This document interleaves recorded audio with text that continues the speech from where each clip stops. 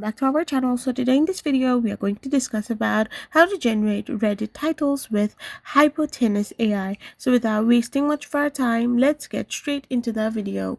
So if you want to generate Reddit titles with Hypotenuse AI, then all you gotta do is simply go to Hypotenuse AI website. So once you're in the Hypotenuse AI website, you can simply get logged in into your account.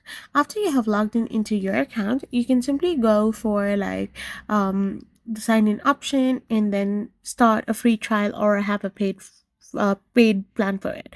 Now you need to look for the blog title generator or general content generator option tool within the AI. Now once you have done this, you can input your details. You can simply describe your topic, add keywords, define the tone, and generate and review it.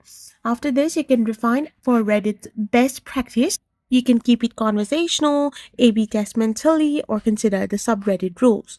Now you can post to Reddit and you're all set. I hope you found this video helpful, so don't forget to hit that subscribe button and do give us a thumbs up. We will be back again with more informative videos. Thank you for watching.